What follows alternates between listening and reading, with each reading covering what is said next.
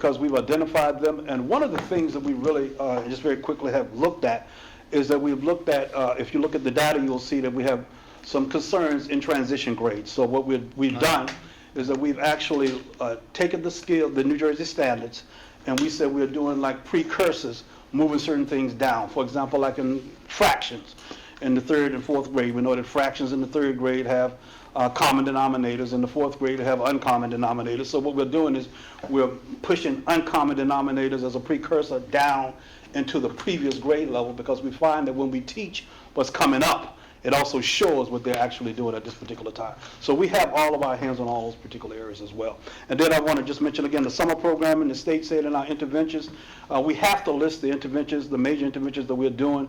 They did not want any summer interventions on our list, but we do of course have summer interventions. That's amazing. I love the grouping aspect of it, finding a commonality between the students that you have to build on those building blocks for success. You know, especially I loved how you talked about giving to a skill that they need, that they may have lost because of the gap, the interruption of COVID, and building on that because they're going to need it. So kudos to you and your team. And then just one last thing, we've implemented, and thanks to David Oliveira and all of the people in the district, we've implemented, Chris Arvando, all the supervisors, we've implemented adaptive technology to assist students on their levels. So students are using adaptive technology. So in other words, we're using Freckles, we're using IXL. So when students start taking certain things, it actually adjusts to their level to make it more differentiated for the particular student. So we have our hands on it. Is the district pushing those moves? Like the more, obviously a lot of those companies, the more usage you do, they look at the data, they pour more dollars into you because the assessment's being utilized. Do we sort of push that curriculum? Is there times where we say, the lesson is over, we have 10 minutes left, go to your Alex, go to your ISL to try to get more, or we're asking the student to do that on their own? A combination of both. So students have access to all of our platforms so they can use them actually when they're home, and they also have access to them when they're in the building. Thank you. And lastly, 3-year Ell Plan. 3-year Ell Plan was also given in full length in the curriculum committee meeting. This is just a brief overview. We just have the plan broken down into basic elements. You see the code on the inside of the first page is why we are required to have a plan. The background is the next page, Every Student Succeeds Act, that's there. Following page is the goal, and this is in alignment with the state. This is the goal. And then lastly, where the meat of the plan is what is the 3-year plan, regulatory requirements. And I think those who were in the curriculum committee meeting noticed the presentation was like about 25, 30 pages long. So this is like the short version and the condensed version. And the way we did it is that if you look at the last page, what is the 3-year plan? You see the regulatory requirements, and then in the blue, right beside that, we have the answers very quickly to what the district is doing in those regards. I always get lost in the acronyms. I was just going to say something. Right off the bat, because I sat through the curriculum, Yep. the chair, is that, you see ESL, okay, and you say English is a second language, and then they don't say that ESL stands for English second language, and then they go right to ELL, English language learners. And I'm saying, what's the difference between ESL? One's the program and one's the learner. English language learners, It's like, but did a good job in explaining that. But there's a lot of acronyms. Thank you. Bill, I also want to thank you, Dr. B, and your team for what I've heard. For many people, it was a great curriculum meeting last Monday. We have a lot of information, which you will all hear more about at the committee. So thank you for that work. Thank you, sir. Thank you. Thank you. Thank you. The next part of the superintendent's report, I'd like to welcome Dr. Alex Gray to the floor to give us an update on diversity, equity, and inclusion, where our district is with this, and where Dr. Gray spent a lot of his time. So, Alex. All right, thank you. Good evening. Good evening. Thank you for inviting me back. I had about four slides back in October. I'm happy to say I have about 8 slides now, so that means I've been doing some work, maybe some progress. So thank you for this time, and we'll go through some of the things that are built upon in my department since October, and some things that are brand new since our last presentation back in October. I'll start off with just things I call this learning while leading. So things that, as a leader in this area for our district, it's important for me to continue to build upon what I know and things I don't know. And as I go around, I've spoken to the different buildings, the schools, at the faculty meetings. I let them know that there was no degree in DEI. Back in my day, you were lucky if you heard anything about diversity, even in education programs. And so this is work that, as we're engaging in this work, you have to continue to educate yourself and learn what's out there to be the best leader that you can be. And so I make sure that I stay abreast on different webinars and information sessions and things that will help me grow as a leader in this area. I participated in one with NYU, also one with the New Jersey Department of Education. One thing that I'm very thankful for from the board and from Dr. Anelli is that our district is one of several districts in Central Jersey who participate in a consortium of schools where we meet. And we've been doing this for about 4 or 5 years now, where we're part of this consortium of other schools in the area, Middlesex County, Somerset County, and other areas where we meet and have a series of workshops throughout the year. And so I coordinate these workshops with the leaders across our district, principals, assistant principals, supervisors, and at the start of the year, I present all the workshops that are available through this consortium, and various leaders sign up. And so this is just a listing of some of the workshops that we've engaged in already. Most of them are 2 or as many as 4-part series. So if you sign up for one of those topics, there's 2 to 4 sessions within that topic. And so dismantling racial bias for our children of color, achieving equity through family engagement, and creating democratic classrooms and engaging student voice. And so those are among the workshops that we've been participating in so far. And there are 2 other workshop series throughout the remainder of the school year that myself, Noel April, who's in my department, and a number of our building leaders and supervisors will be participating in throughout the year. Leading while learning. So these are things that, as I'm learning, I'm taking a more upfront approach in terms of what I'm doing to share information across the district. So since October, I continue to go to the various faculty meetings to present the platform of DEI, what it means for our district, things that are upon us now, and things that we'll be doing in the future. I had the opportunity to present at our district in-service back in, I believe that was November, to the middle school and high school social studies teachers. So myself and Noel April, we presented on one of the workshops there. As things come up throughout the district at various schools, Dr. Anelli might pull me in and say, can you go talk to this group about a particular topic that as it arises? And so I've been able to talk to the high school security and safety officers one time during the year, as well as I attended a department meeting where I made a presentation to the high school phys ed and some of the coaches as well. I've also had an opportunity, one of the main things that myself and Ms. April have been working on since the summer, we've really been delving into the AP and honors data at the high school. And so that's data that's presented to us. We haven't had standardized testing data for the most part over the past couple of years, but we've had consistent honors and AP data. And so we've been doing a lot of work in that area at the start of our DEI department. And so we put together data from each of the content areas at the high school.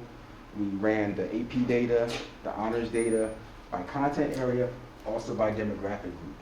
And so we had a presentation that was first shared with Dr. Anelli and Dr. Baskerville, and then I presented it at the high school to Mr. Baldessano, Ms. Edmondson, the counseling director, as well as the assistant principals.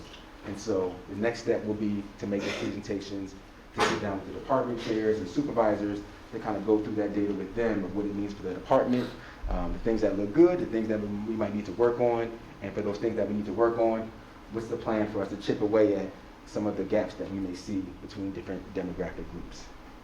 Additionally, while we have long-term goals with our AP and honors work, we also realize there are some short-term goals as well.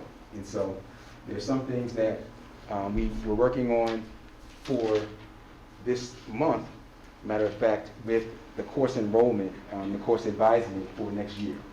And so one thing that we did, we gathered together a group of AP students who are currently in AP classes. We had them run some videos about their experiences in AP and how they would encourage their peers who may not be taking AP classes, why they would encourage them to take an AP course.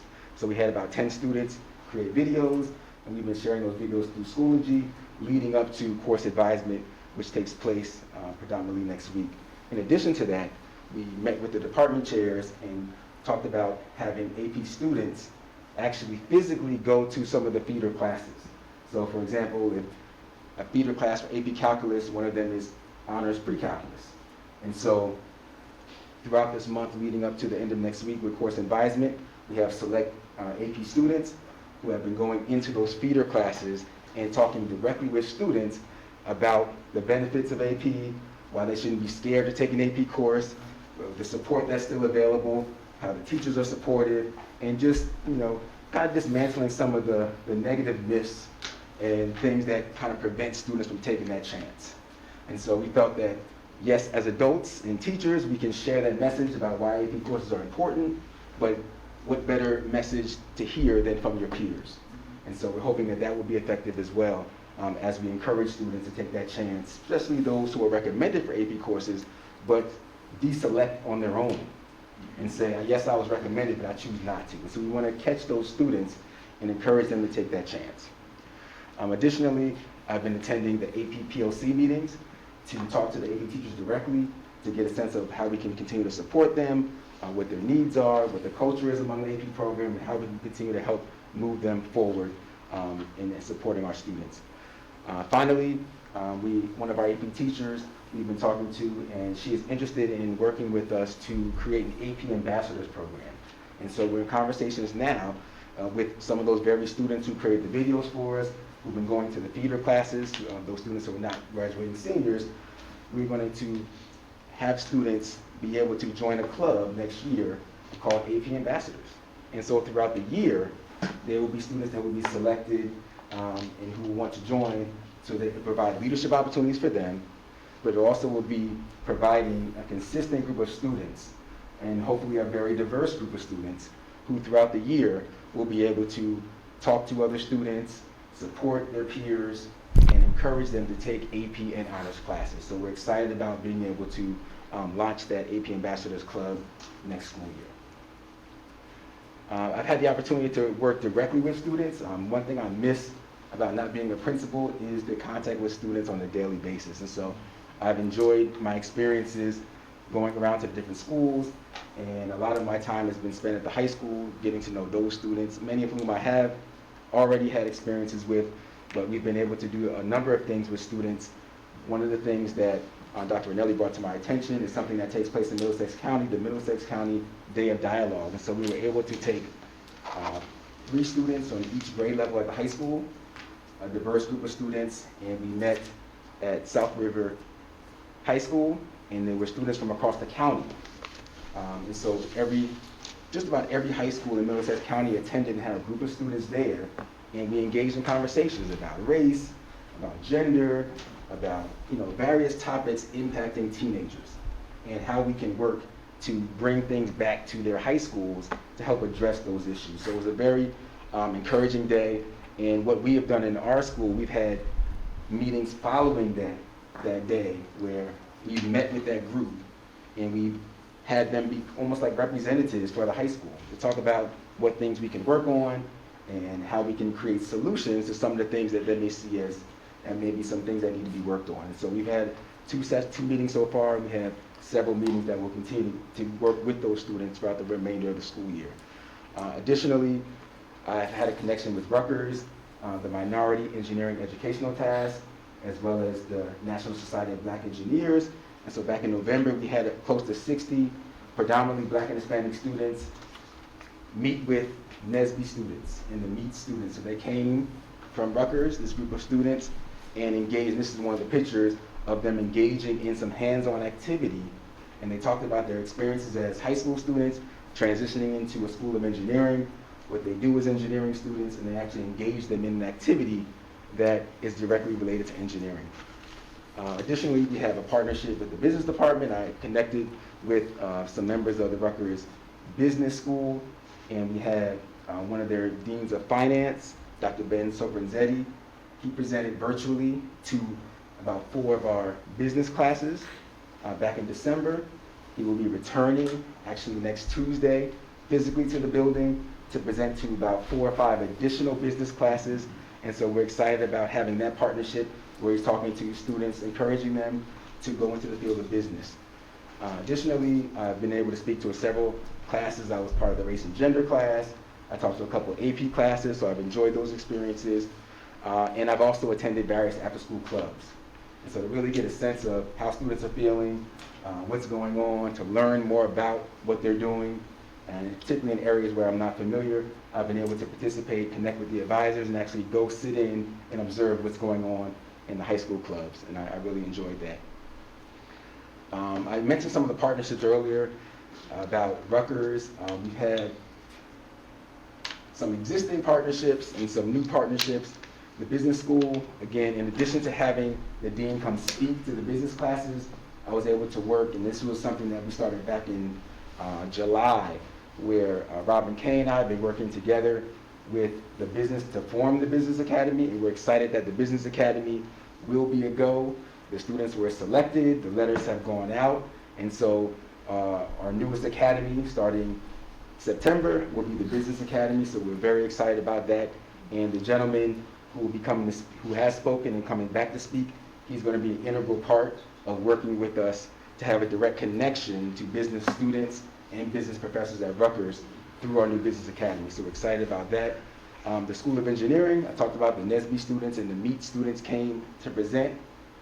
We had a post-conversation with those students, and they were interested in starting a NSBE Junior Club at Piscataway High School. So we're actually working over the course of this month, next month, and April to have information sessions to encourage our freshmen through juniors to join NSBE Junior, which is an official national organization, and Rutgers NSBE program will be the sponsors of our NSBE Junior Club, which will be for all students. Although it's the National Society of Black Engineers, all students that have an interest in engineering will be able to join, so we're excited that we're going to start that. That will be another club that we're getting going for the fall.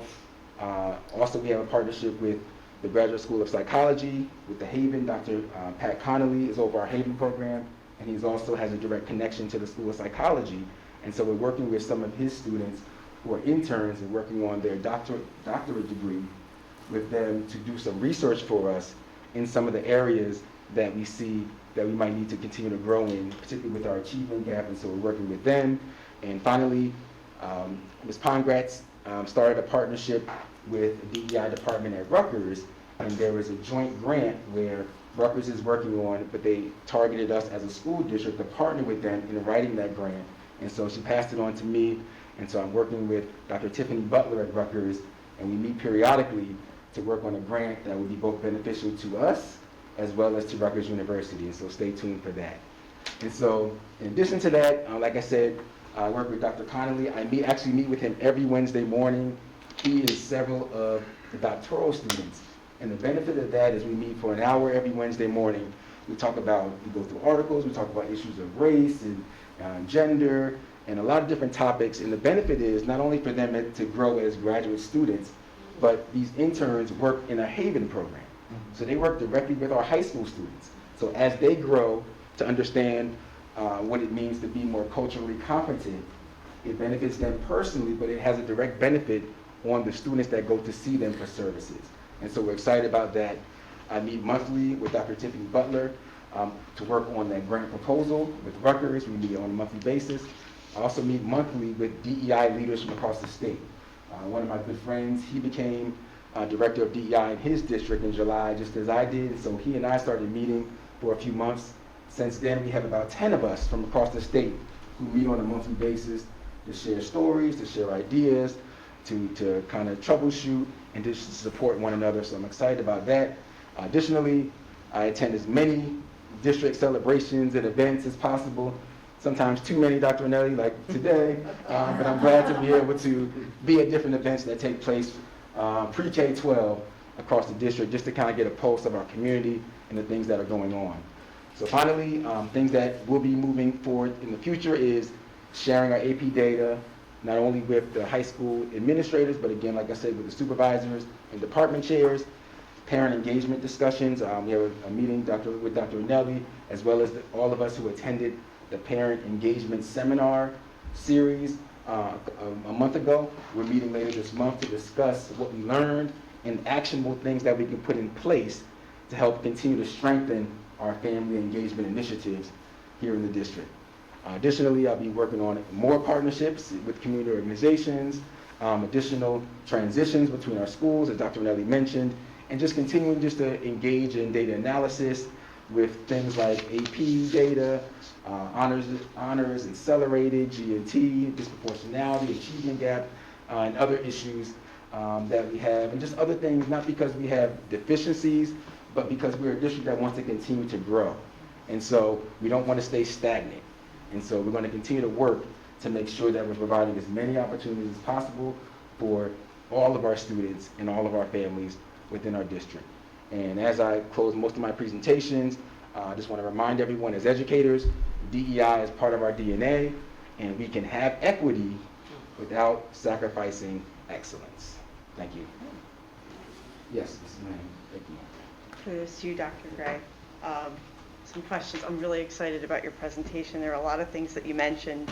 One of my questions, not only as it results to championing and closing the gap as it relates to our students' mental health, and from a multicultural perspective, closing those gaps, but from just, a physical education perspective, physical and mental health ride together. They're equally as important. I firmly believe in that. Do you meet, so you talked about meeting with the security officers and, different groups within the district. Do you meet with Dr. Dawson and the other school nurses in terms of, addressing just holistic health and, and how they are addressing those concerns from like a multicultural perspective and I have not met with them yet. Okay. I definitely plan to. One thing that is definitely interesting about the position, because it's pre-K-12 and because it involves everyone, it does take a little time to get to every department. Sure. But that's something I will definitely put on my calendar to sit down with Dr. Dawson and to be able to talk with the nurses and to help them continue to grow from a multicultural perspective as they're meeting the needs of our students and their health and mental health needs. Thank you. And then I had a second question with regard to the Business Academy, Yes. which I think is amazing. We do a great job in promoting our academies, and the business one, I'm sure you got a lot of takers, a lot of consumers, Yes. right? Yes. With that, your role as an inspiration from an educational arena. In my previous capacity, I worked for a magazine that actually spoke to diversity and also benchmarked companies' progress in diversity and inclusion. And I had the opportunity to plan events for well over 200 chief diversity officers within Fortune 500 companies and organizations, government organizations like the Navy and NASA. And I was amazed at their roles and responsibilities, what they're tasked with. You're bringing it here to an educational arena, but I think for the Business Academy, it might be great to have a consortium of New Jersey-based, especially even locally for Piscataway, the Chief Diversity Officer of Colgate-Palmolive or Chief Diversity Officer at Chanel, to come and speak to the students and talk about, what they do in the corporate arena and kind of whet their appetite for what that looks like in a business setting. That's an excellent suggestion. Yeah, excellent. In many ways, it's a great point. Businesses are so far ahead of school districts in this arena. So it's a great point to bring them in and get their expertise. Yeah. It's probably a good time because, I retired from that place, Colgate-Palmolive. And while I was there, they actually did have a community relations director. And early on, when I was on the board, that person would actually, come and relate with things were going on in the Board of Education. But then all of a sudden, the economy went and they eliminated that position. So now, hopefully, they're bringing back those kinds of positions to identify someone in these big companies that are in those departments. But anyway, so how long have you been doing this now? How long have you been doing this? Only since July 1st. Since July 1st. Oh my gosh. Dr. Gray, You slow down? Excellent job as always. Obviously, there's a couple more. I know you don't want to go too many, but Middlesex County College has a Young Men's Leadership Conference that's coming I up. talked soon. about it today. It's, I Yes. think, May 13th. Yeah. It's on my calendar. I will be there, and we already talked about getting 20 young men to go. Definitely. So, We've done high that school for, sophomores. Again, Middlesex also has a partnership summit coming up, education summit coming up 23rd. I don't want to add more to your plate, but I love the idea you're talking about partnerships. One of the things that the board had directed the superintendent to do, part of his merit goal, is to create internships that he successfully brokered, and we were trying to get with Johnson & Johnson. We're doing a few of those things. Do you now have the authority to go in and start brokering those things yourself to bring them back to district, more to Ms. Lane's point, bringing those things back to the district? Yeah, I mean, typically what happens, some things come across my desk, or they come across Dr. Nelly's desk, and either way, we have a conversation. And I say, Dr. Nelly, what do you think about this? Do you think it's a go? Do you think it's not a go? And so I've been very, very fortunate to have Dr. Nelly support me in many things. For the Martin Luther King, I was like, they want me to speak. What do you think? Is it cool? Can I represent the district? He said, by all means. And so there have been little to no things that Dr. Nelly has told me I cannot pursue. But the most important thing for me is to remain in communication and make sure that what we're doing, even in this new space, aligns with the goals of the district. And so as long as, I know that they align with the goals of our district, and then, then we'll move forward. And I think the greatest component, what I've seen based on your data, is bringing that data back and involving the students and giving the students a voice. That is, it's key. You can't speak to them.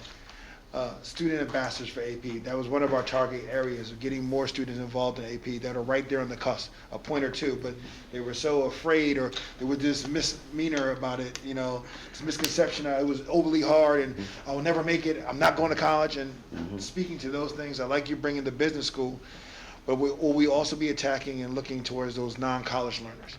Yes. Looking into areas that we're talking about business. I know the Department of Labor is now putting out a thing that there's a lot of jobs coming available in the next couple of years, and someone has to fill those jobs, and they're skillful jobs, and these jobs are six-figure jobs. So bringing that awareness, I think, again, kudos to you. I can't speak enough to you, but go ahead, bro. Thank you. Yeah, and I know you were there at Martin Luther King when, 5 years ago, and you talked about the disproportionality. And the reason why we wanted to get into that was because we were seeing kids in math at the fifth grade level that were capable of doing it, but then dropping off when they got into sixth and seventh grade. And it was interesting to me that when you actually looked at the data, it wasn't actually the math itself. It was that they weren't organized, or they didn't have, time management. And time management's a key, and so it's great. And that ties into a lot of, Dr. Baskerville was talking about the, strong, whatever, is that these transitions are so important, and it's not just the subject, it's these other skills, that you have to. Part of what Dr. Gray does a lot of is, again, talks to students and gets their voice. And not just about, like Mr. Johnson's talking about, not just about the AP, like what they're going through on a daily basis. And that's huge, right? Like I told Veer before, he's on the front line. Their perception, we might put something out that we think is fantastic, but how is it perceived? Like, how is it taken? What do students go through in today's world that we don't have a clue, right? Because we don't grow up in today's world. So the more interaction with students, and I personally want to thank the board for the support of this position. Thank you. Because, you see the amount of time that he's putting in. There's no way one of us could dedicate the amount of time and the amount of work that Dr. Gray's doing for this incredibly important topic. So it's all you right here, supporting everything that we're doing. But we want to give students, we want to give parents a voice, because we really, as we sit here, might not know what they're going through. Amen. So it's really important. They want to get their driver's license. Yeah, in 10th That- grade, yeah. that was funny last They night. love that class, yeah. They don't really want to do that too much. Big thing They is, don't even care. they want to get their driver's Put license. that, so you got it. He ain't saying it. Any other questions for Dr. Gray? It's a great job. Yeah, thank you. Thank for- you. Thank you very much. Thank you.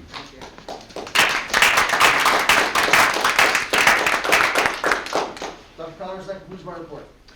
Thank you, Dr. Rinaldi, and now we will move on to item 9, which is personnel and labor relations. Mr. Johnson. Be it resolved, the following motions identified as items A through G be approved as presented. Motion.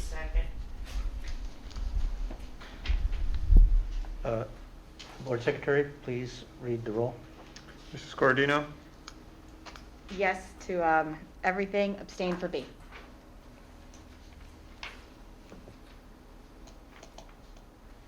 Mr. Johnson? Yes. Mrs. Lane? Yes. Mr. Laughlin? Yes. Mrs. Rashid? Yes. Ms. Smith? Yes. Ms. Cherry? Yes. Dr. Connors? Yes.